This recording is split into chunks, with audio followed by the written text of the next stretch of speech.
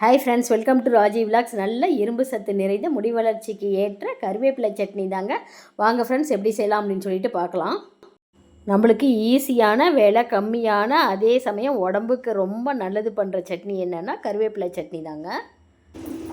நல்ல ஃப்ரெஷ்ஷான கருவேப்பிலையே நல்லா கழுவி எடுத்துக்கலாம். இப்போது கடாய் அடுப்பில் வச்சு கடாயெல்லாம் காஞ்சதுக்கப்புறம் எண்ணெய் ஊற்றிக்கிறாங்க. முதல்ல கடலைப்பருப்பை வறுத்து எடுத்துக்கலாம். நான் கடலைப்பருப்பு 1 டீஸ்பூன் போடுறேங்க. அதை நல்லா வறுத்து எடுத்துக்கலாம். சிம்லேயே வச்சு வருங்க, இல்லைன்னா கடலைப்பருப்பு தீஞ்சு போயிடும். கடலைப்பருப்பு போட்டு ஒரு கிளறி விட்டதுக்கப்புறம் 2 டீஸ்பூன் உளுத்தம்பருப்பு போடுறோம். அதோட 2 வரமிளகா சேர்த்துக்கலாங்க. இப்போ இதையும் நல்லா கிளறி விட்டுறலாம். கடலைப்பருப்பு உளுத்தம்பருப்பு போடும்பொழுது பார்த்து நம்ம வணக்கி விடணுங்க. சீக்கிரமாக டக்குனுக்கு கரிஞ்சு போயிடும். அப்புறம் சட்னி நல்லாவே இருக்காது. கரெக்ட் டைமில் பார்த்து எடுத்துடணுங்க. ஆனால் இந்த கடலைப்பருப்பு உளுத்தம்பருப்பு போட்டு செஞ்சோம்னா நல்லா வாசனையாக இருக்கும் சட்னி. இப்போ கடலைப்பருப்பு உளுத்தம்பருப்பையெல்லாம் எடுத்துட்டுங்க. இப்போ நம்ம கருவேப்பிலையை போட்டு அதையும் நல்லா வணக்கி விட்டுறலாம். கருவேப்பிலையை லைட்டாக வணக்கினா போதுங்க. இப்போது கருவேப்பிலையெல்லாம் நல்லா வணக்கி விட்டுக்கலாங்க.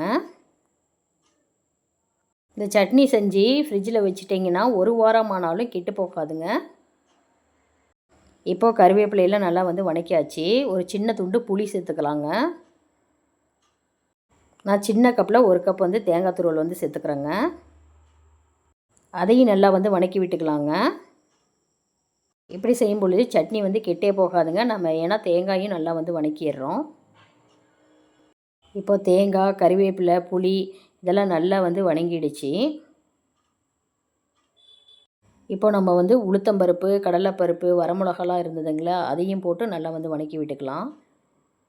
இப்போ அந்த கடலைப்பருப்பு, உளுத்தம்பருப்பெல்லாம் எண்ணெய் இருந்தது இல்லைங்களா, அதுவும் சேர்ந்து இந்த கருவேப்பிலையோடு வணங்கும். அப்போ சட்னி நல்லா வாசனையாக இருக்குங்க. இப்போது மிக்ஸி ஜாரில் போட்டு நல்லா அரைச்சி எடுத்துக்கலாங்க. இந்த சட்னிக்கு பூண்டு வேணுன்னா கூட போட்டுக்கலாங்க. நான் இந்த சட்னியில் சேர்த்துல. உங்களுக்கு விருப்பமாக இருந்தால் சேர்த்துக்கோங்க. இப்போது கருவேப்பிலை, கடலைப்பருப்பு இதையெல்லாம் போட்டு நம்ம அரைச்சி எடுத்துக்கலாம்.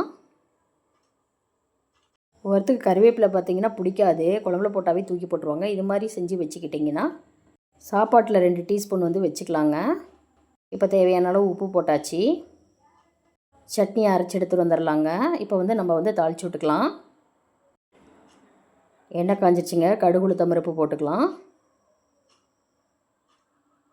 இப்போது கடுகு உளுத்தம்பருப்பெல்லாம் நல்லா பொரிஞ்சிருச்சிங்க. கொஞ்சம் கருவேப்பிலை சேர்த்துக்கலாம். இப்போது அந்த கடுகு உளுத்தம்பருப்பு, கருவேப்பிலை இதெல்லாம் நல்லா வணக்கி விட்டுடலாங்க. இப்போது அரைச்சி வச்சோம் இல்லைங்களா, அந்த கருவேப்பிலை சட்னியை ஊற்றிக்கலாங்க. பாருங்கள், சட்னி அப்படியே க்ரீனாகவே இருக்குது. இது இட்லி, தோசை, சுட சுட சாப்பாட்டோடு சாப்பிட்றதுக்கு செம்மையாக இருக்கும். கண்டிப்பாக நீங்களும் செஞ்சு பாருங்கள். செஞ்சு பார்த்துட்டு எனக்கு எப்படி இருக்குன்னு கமெண்ட் செக்ஷனில் சொல்லுங்கள். அப்படியே மறக்காமல் என்னுடைய சேனலுக்கு லைக் பண்ணுங்கள், ஷேர் பண்ணுங்கள், சப்ஸ்கிரைப் பண்ணுங்கள். எனக்கு கொஞ்சம் மோட்டிவேஷனலாக இருக்கும். Thank you friends.